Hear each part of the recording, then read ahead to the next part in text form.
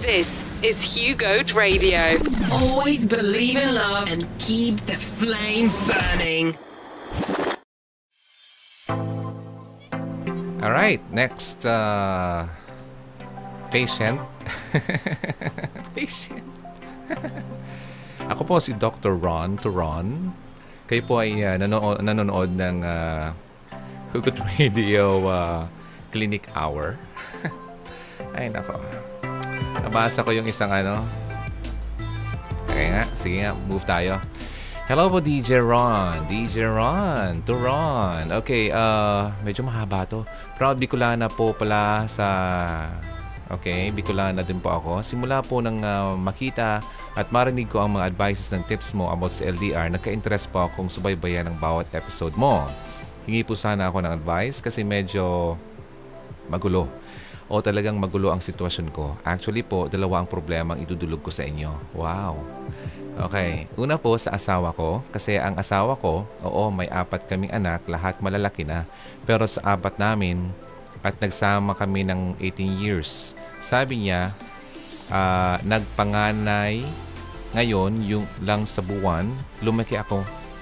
Mama sa magulong masasama. Wow. Nawala na ako dun Intindihin nyo na lang, nababasa nyo naman, Sa ugali ni Papa. Okay, 18 years old.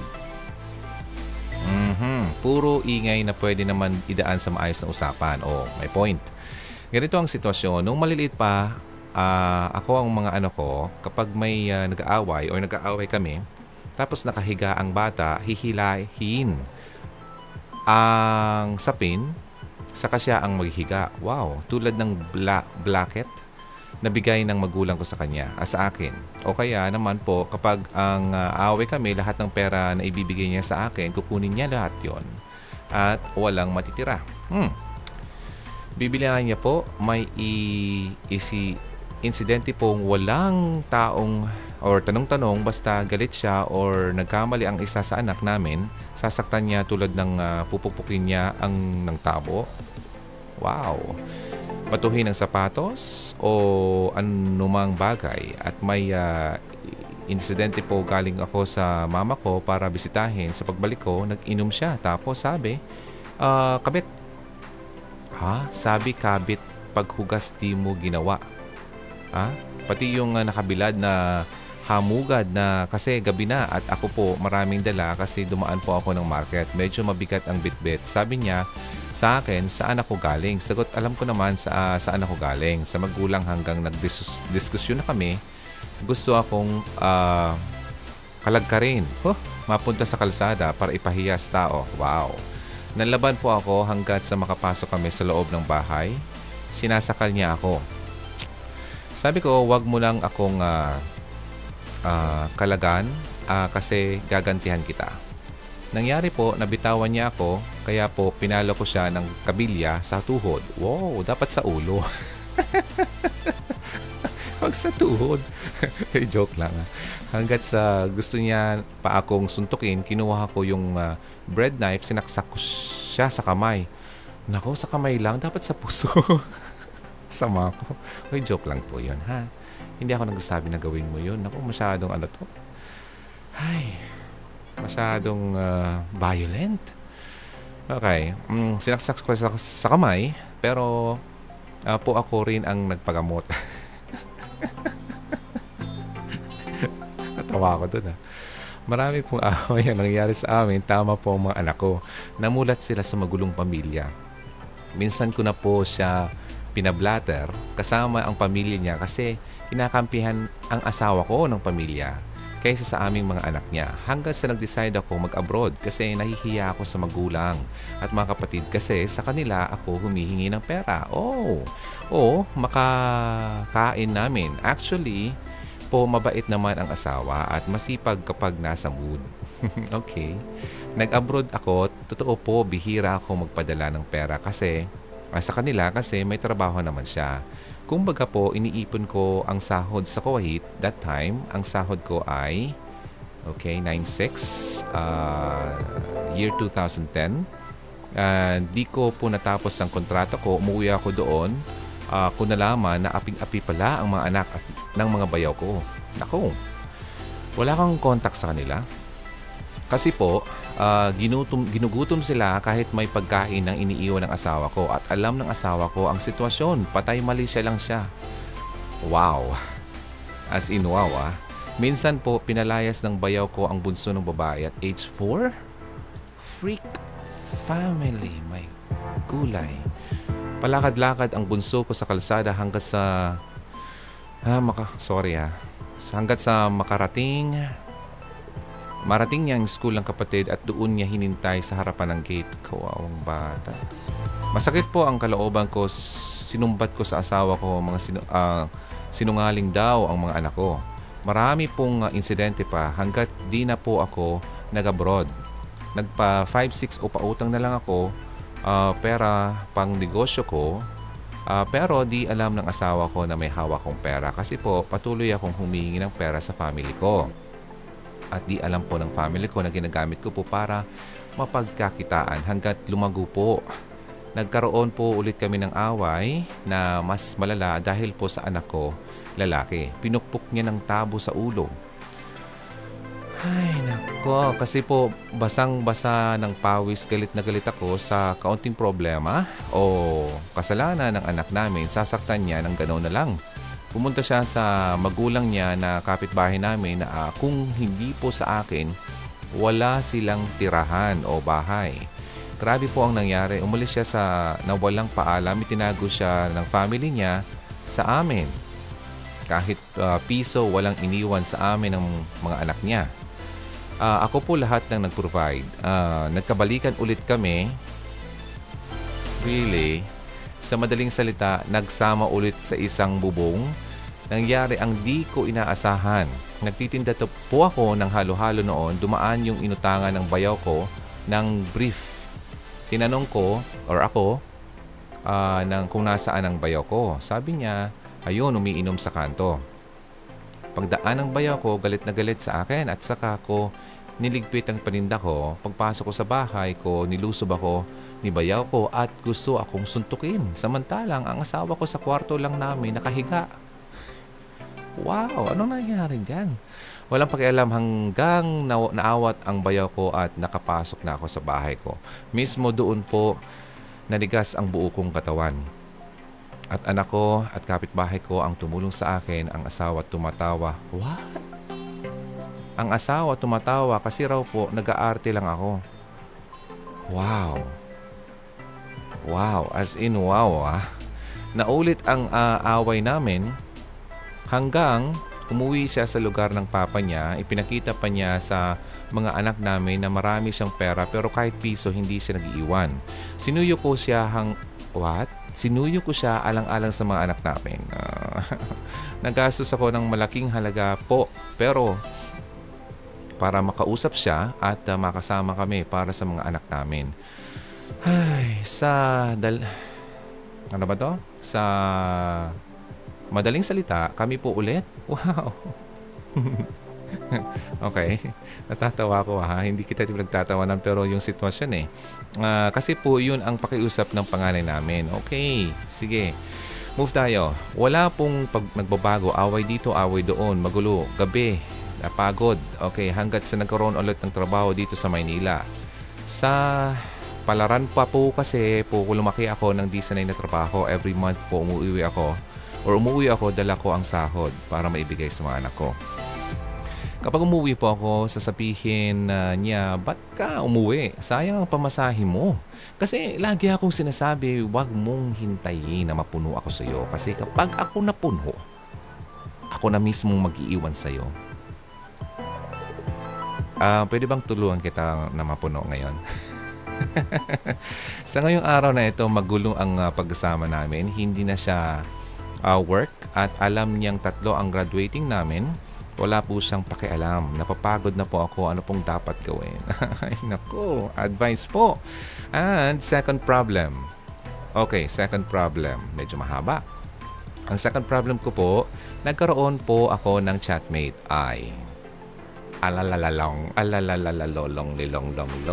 Oh yeah. Ikaw may problema na nga. Naghahanap ka pa rin bang problema. Medyo di ako pabor dyan. Okay? Ang ka-chatmate from part of Europe. Pakiramdam ko po, mahal niya ako. Mga pakiramdam na yan. Okay? Mahal na ako at mahal ko na rin siya. Parang kanta naman to eh. Mahal niya ako, mahal ko rin siya. Kaya sa paglaro, kami ay magkasama. Naku naman. Problema nga to. Okay, sige, move tayo. Kasi sabi ko nga po sa inyo, simula lang makita at marinig ang videos nyo sa YouTube, doon ko po nabase kung totoo ang mahal talaga ako. Kasi po, nagdududa na rin ako. Pero nung marinig ko lahat ng mga tips nyo sa LDR, doon ko po naniwala na totoo siya sa akin. Wow! Talaga lang sige, pagbibigyan kita ngayon. Sige, baba tayo at mayroon akong sasabihin sa iyo mamaya. Naglalaro at isa pa po.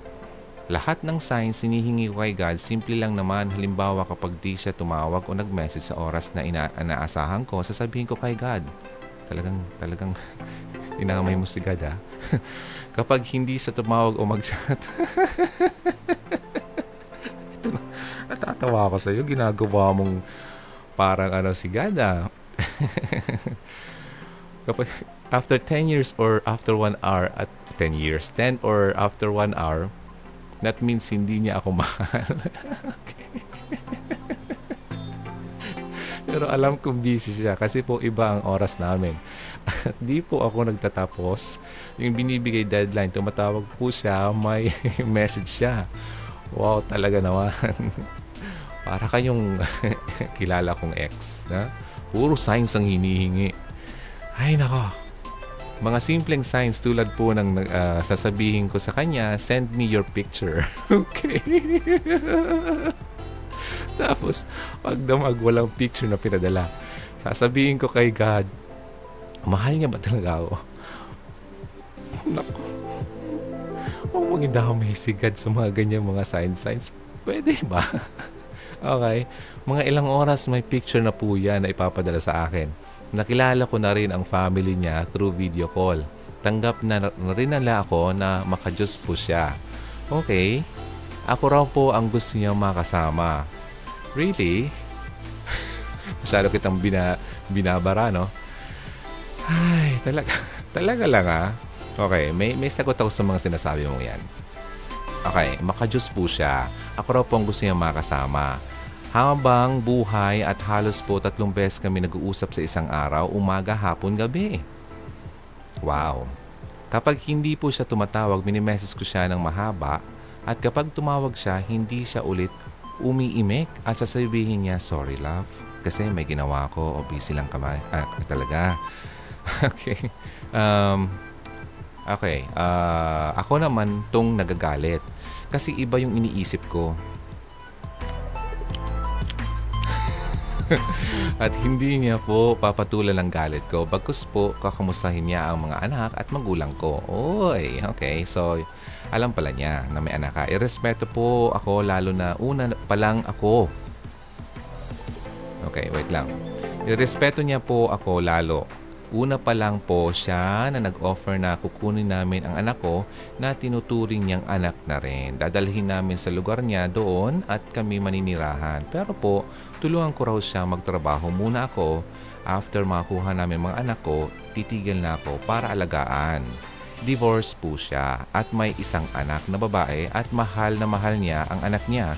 Sa katunayan po, siya ang nagsabi sa akin, huwag mong sasaktan o pagsalitaan ng mga anak mo kapag nagkakasala. Kausapin mo siya na mahinahon at iparamdam mo na mahal mo siya. Kasi kanya, mo siya kasi kanya ako sa anak ko. Ganyan ako sa anak ko. Okay. This is Hugo Radio.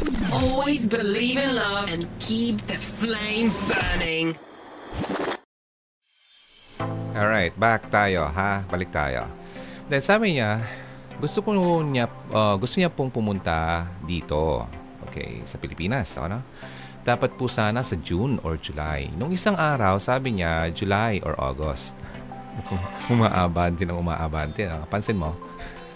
Kasi po nakiusap niya, tatapusin niya muna ang bahay niya bago pumunta dito sa Pilipinas. Kaya po pinaayos niya ang bahay Kasi po, by next year, nandoon na ako. Okay. Sabi po, kung nga po sa inyo, lahat ng mga tips nyo sa LDR na kung mahal ka at totoo ang lalaki sa iyo, ay nasa kanya na. Okay? Yung pinakilala niya ako sa friends niya, magulang, kapatid at anak niya at malaki po ang respeto niya sa akin at hindi po siya yung tipong lalaki na magpapakita o sasabihin sa akin na ipakita mo nga ang ganito. Okay? Never po. Okay. Okay, pakita rin. Okay. Kung ano-anong iisip ko. Ang sabi niya, lang, pag nagkita tayo, aangkinin kita. Wow, aangkinin. Okay ka. Wait lang. Pahinaan ko lang ito. Medyo malakas. Okay. Ako po, lagi ang nagsisimula ng away namin. Siya itong tahimik at babaguhin ng usapan kasi po ang rason niya walang mapupuntahan at hindi kami magkakaintindihan sa cellphone lang. Minsan po kapag galit ako sa kanya dala ng selos, okay, sabihin ko kay God, ngayon ka naman. Dapat ko na po ba siyang hiwalayan at magbibigay ako ng signs? Okay. Alam mo bakit ako natatawa? Kasi parang kapag ganyan ang style natin, parang tinuturing natin si God na parang parang magician or something like that. Parang God, kapag ako makasubsub mamaya pagbaba ko sa hagdanan, ibig sabihin ay hindi na po ako magkakaasawa. Mga ganun bagay. God, kapag lumabas ako pag may nakita ako nakapula, ibig sabihin na darating na mamaya yung magkakagusto sa akin. Alam mo, sige, move tayo. Okay, kapag di siya tumawag sa ganitong oras, tapos na ayaw ko na yung yun ang po, bigla narinig ang phone ko. Okay, so sumasabay-sabay ba sa mga signs mo? Parang ganon. At saka po DJ Ron, bakit kaya lagi niyang nilalike ang post ng ex niya? Wala tayong sound effects dito. Ako hindi. Yari ko. Kabayan, ikaw, pinapatawa mo ako. Okay, hindi kita tinatawanan, kabayan. Natatawa lang ako sa kwento mo. Okay? So, nilalike niya yung ex niya, pero ikaw hindi. Ako hindi. Sabi ko sa kanya, mahal mo pa siya kasi nga nag-like ka sa post niya. Sagot niya po sa akin, simula nang makilala kita, wala na kaming contact at bilang respeto sa 8 taon naming relasyon bilang girlfriend at naghiwalay kaming walang away o professional. Ayaw ng anak niya sa ex niya. Ako raw po ang gusto 10 months na po kami this coming week. Araw-araw usap-usap at chat-chat. Lagi po kaming may communication. At alam po ng mga anak ko at ang family ko ang tungkol sa amin at payag naman po sila sa relasyon naming dalawa. Ang problema ko po, di kami totally hiwalay ng asawa ko. Yun, tumpak, lagapak. Okay? At kasal po ako sa huwes ng 16 na taon ng paghihirap. Pero po sa totoo lang, wala ng love ang namamagitan sa amin. At ang alam ko po, ng kachat ko, matagal na akong hiwalay. Ano po ang dapat kong gawin? At saka, po DJ Ron, sabi ng kachat ko, pagpunta ko dyan, pag-uusapan natin at sabay tayong magpaplano kung ano ang dapat sa atin. Mahal ko po siya. Sa kanya ko naramdaman ang respeto ng anak ko. Okay? Respeto? Period. Ang anak ko, magulang ko at mga desisyon at pati sarili, pinapahalagahan niya po ako. Okay? Hintay po ako ng payo niyo, my idol. Hey, wag naman. Do not idolize me. Okay? Galit na galit si God sa idolatry. Okay? Thank you po. God bless. You always. Congratulations po. More hugs and kisses. Huwag niyo pong ipakita ang profile ko. Please. Okay. Buti naman hindi ko napakita. Okay. Tsaka pala ang share ko sa kanya yung ibang videos mo about sa LDR. Really? Naintindihan niya? Akala ko foreigner siya. This is Hugo Radio. Always believe in love and keep the flame burning. Okay, move tayo, ha?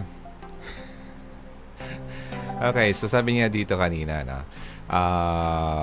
Asan na ba yun? Lahat pong tips ng signs daw na totoong mahal ka niya at ng girlfriend, tuturing sa'yo, lahat yun ay nasa kanya na. Okay. But, ano ba dito? Ito yung problema niya. Lahat po yung nasa kanya na. Walang labis, walang kulang. Ang problema ko lang po, bakit hindi niya nilalike ang post na picture ko? Pero dati, sa ad story, oo, nakalike na siya. Pero now po, hindi na. Samantala yung ex niya na taga roon sa bansa nila, lagi niya itong nilalike. But before that, last October, first time kong ma-meet siya sa video, ang pamangkin niya, ang sabi niya sa akin, nasambit ko ang pangalan ng ex niya. Ang pagkasabi ko po, mahal pa na uncle mo yung ex niya. Ang sagot ng pamangkin niya, ang babae, magkaibigan na lang sila at sa FB. At ikaw ang mahal niya. At kagabi lang po, nung manood ako ng live nyo, iba po ang profile picture ko. Ang babaeng tumutulang luha. Yeah, okay, wait lang. Parang, okay, kinaumagahan, sabi niya, palitan daw yung profile picture kasi ayaw niya yung umiiyak yung babae, yung sabi ng lalaki. Okay, pinapalitan sa kanya, then natuwa naman siya. Okay, nung pinalitan ng babae. Ito, okay, so sinasummarize ko na. Okay, basahin ulit natin. Kasi po, kapag nagagalit ako, di niya ako pinapatulan, papatawanin niya lang ako, gagawa siyang ikakutuwa ko, kikilitiin niya ang sarili niya, okay? At magpapatawa at minsan, nilalagyan ka ng pintura or nilalagyan ng pintura ng mukha. So, akala ko, kinikiliti niya ang sarili niya at ikaw naman yung nakikiliti. Mga ganon.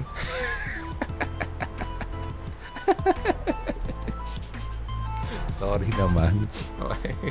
Wait lang. Pwede magkape. Alam mo, masalimuot, no? Ang kwento, pero nakakatuwa. Wait lang. Very limited ang time natin. Walang oras para sa kape. Ron, please, diretso tayo. Okay, August. Okay. Nag-chat sa panganay ko na pupunta daw siya dito ng August. Nabigla ako. Ba't niya sinabi? Tsaka po, may mga pagkakataon na gusto ko na sanang hiwalayan at hingi ako kay God ng sign. Ayan naman tayo. Na kapag tumawag, nilalamig na ako. Tumawag sa binigay kong oras, hiwalayan ko na siya at di pa po tapos ang binigay kong oras at tatawag na siya. At hindi ko makalimutan, galit na galit ako sa kanya at sabi ko po kay God, kung magkamali ito na sasabihin niya sa akin at dapat sabihin niya sa akin itong kailangan siyang darating. Dahil kapag hindi niya hihiwalayin ko na talaga siya, ilang minuto po biglang tumawag. Yung sabi niya na lang po sa akin, my wife, I love you so much. Gusto kong makasama ka habang buhay. At dito, tayo titira sa lugar. Kasama ang mga anak natin dyan. Anak natin dyan. Talagang inangkin na yung anak mo, no? At sinabi niya po by June or July, pupunta siya dito. Okay. Sabihan lang kita, ha, kabayan. Wag mong gawing laro ang mga ganyan-ganyan.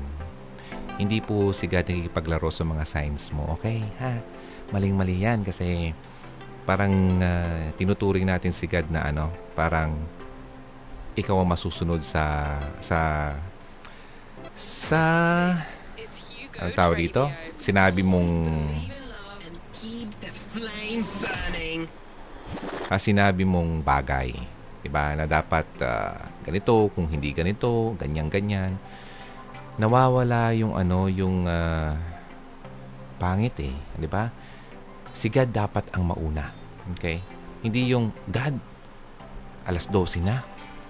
Dapat tumawag siya. Kapag hindi talaga siya tumawag ng 12:01, hihiwalayan ko na siya. Diba? Parang wow. Okay, so doon tayo mali. Okay?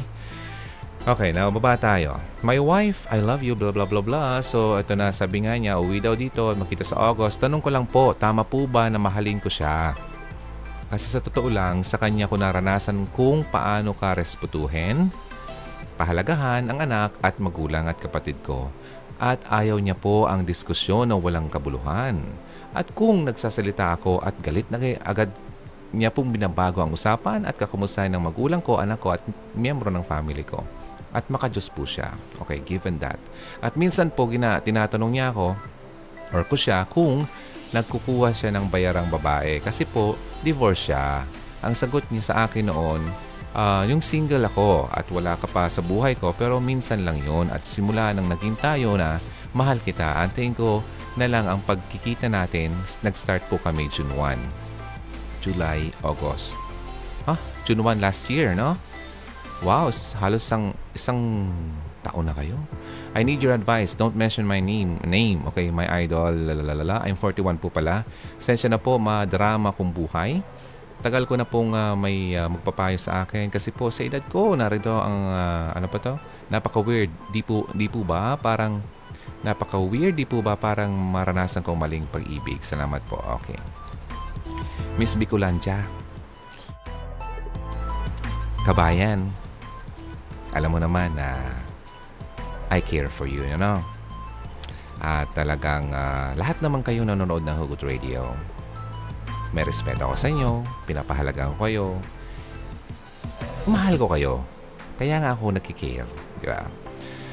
Kabayan. Sa una, itong lalaki, walang problema, di ba? Andiyan naman sa kanya lahat. Godly, mabait. Yung hinahanap mo dun sa asawa mo. Yun nga lang, ang mali dito is, number 1, hindi niya alam ang katotohanan na ikaw ay kasal, na ikaw ay may asawa. Ngayon, at ito pa, yun nga, hindi ka pwede dyan kasi kapag nalaman niya ng asawa mo, World War III yan. Baka kung ano pa mangyari sa iyo, mangyari sa inyo at mas mapapasama ka, pati ang image mo sa pamilya ng asawa mo ay masasama ka instead na ikaw yung nasa good side. Di ba? Ikaw yung api-apihan, ikaw yung inaapi ng pamilya ng asawa mo. Ngayon, lalong mababaliktad. Magkakaroon sila lalo ng reason kung bakit ka, magmukhang masama sa kanila. Di ba? Ngayon, sa asawa mo naman, balik tayo doon.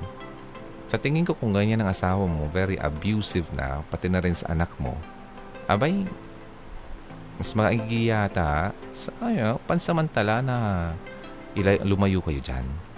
Pero kung hiwalay, wala akong nakitang dahilan para hiwalayan mo, biblically speaking, ha? Kasi, ganun nga ang asawa mo.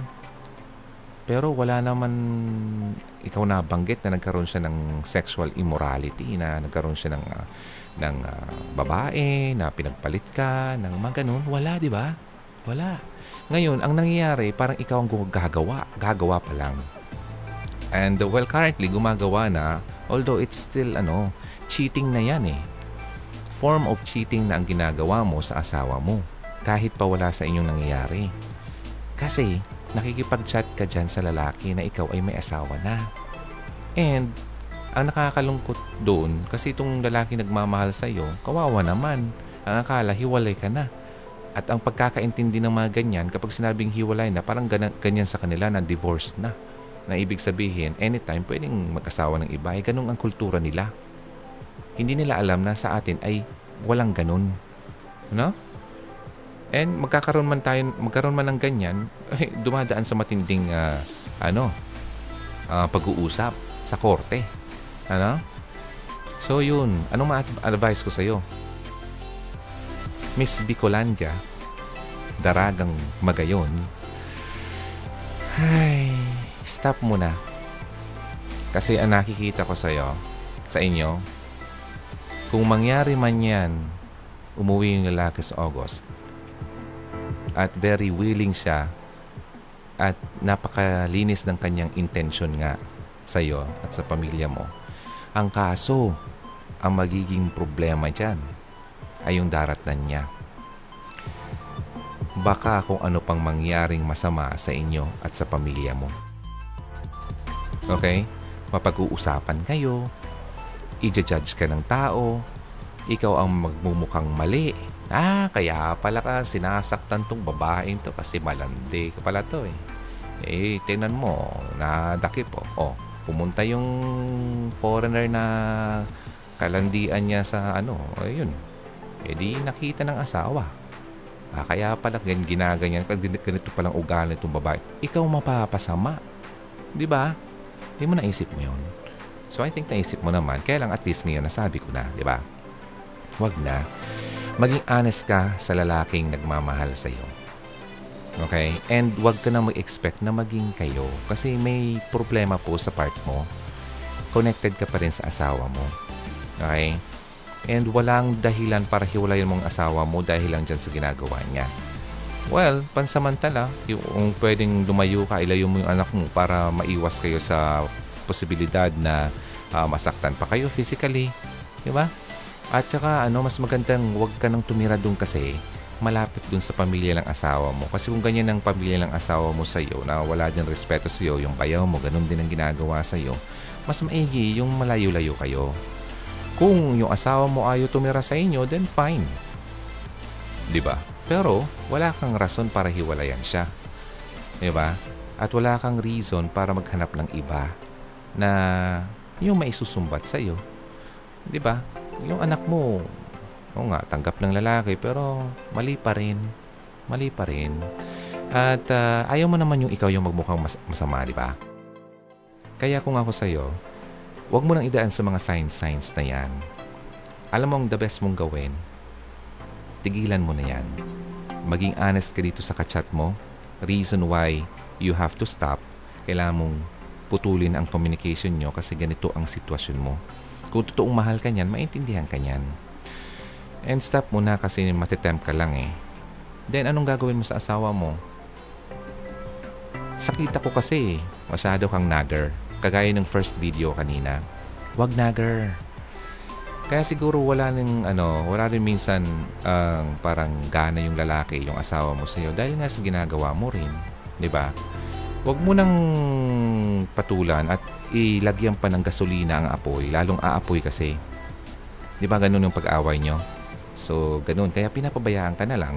Mga ganun. Tapos wala lang pinapakitang pagmamahal sa iyo kasi wala ka ng respeto rin sa asawa mo. Sabi ko nga sa iyo kung gusto mong mahalin ka ng asawa mo, irespeto mo yung lalaki. At yung lalaki, bibigyan ka ng pagmamahal. Ganun po yun. Kaya nawawala ang pagmamahal ng lalaki kasi yung respeto yung mga babae nawawala din. Pero kung binigay mo yon, makita ng lalaki, ay wow, mahal pa rin ako nito. Kahit ganitong ginagawa ko. So makukonsensya din siya at ma-realize niya, diba, mali ako. So dapat mahalin ko to. Kasi nga itong asawa ko, masyadong grabe ang respeto sa akin. Alam mo, ipagdasal mo, yung nga lang sinasabi, pagdasal mo asawa mo kasi kung ganyan siya. And pati na rin yung sarili mo, huwag mong, by the way, huwag mong gawin nung moment mo yung, God, kapag ganito, yung parang ikaw yung masusunod, di ba? Susundin ka ni God sa gusto mo na dapat ganito, kung ganito ang sign, dapat ganito ang gagawin, ganyan. Hindi, mali yun, okay? Si God dapat ang mag-dictate, hindi ikaw. So, ang pagtitiwala mo, ibalik mo sa Kanya. Hindi yung ikaw yung magdidictate sa lahat ng bagay. Mali yan. Talagang wala kang patutunguhan na maganda dyan. Okay, Miss Bicolandia, disconnect dito sa kachat mo and maghanap ka ng place para medyo malayo na kayo dun sa mga kapamilya ng asawa mo. Then, irespeto mo yung asawa mo. At makikita mo rin yung pagbabago niyan. Then, syempre, yung pagbabago rin sa sarili mo. Yung sabi ko nga sa first video, yung relationship mo kay God through prayer, papalakasin ka niya, bibigyan ka ng tamang pag-iisip, hindi yun mga signs. Yung wisdom kasi importante yun. Pero hindi yan dinadaan sa sign. Okay? Mali po yan. Maling paniniwala yan. So, Miss Bicolandia, yun ang nakita kong, kaya mo yan. Okay? Huwag ka na dyan. Ituon mo yung pansin mo sa mga anak mo. Huwag kang selfish, okay, na yung dapat ako punuin. Pag kulang-kulang ka, naghahanap ka ng kapunuan sa iba, hindi, walang taong makakapuno sa iyo. Si God lang ang makakapuno sa iyo. Okay? Once napuno ka na, kahit wala kang kapareha, fulfilled ka pa rin at feeling whole ka pa rin. Okay? Walang sino mang lalaki makakapuno sa iyo. Ikaw nanonood, ganun din sa iyo. Okay? So, yun ang masabi ko dyan. Ha? Wala nang iba, yan ang the best na dapat mong gawin. Avoid temptation at gawin ang tama para i-bless ka ni God sa buhay mo. Alright? Okay, thank you. Miss Bicolandia, magayon.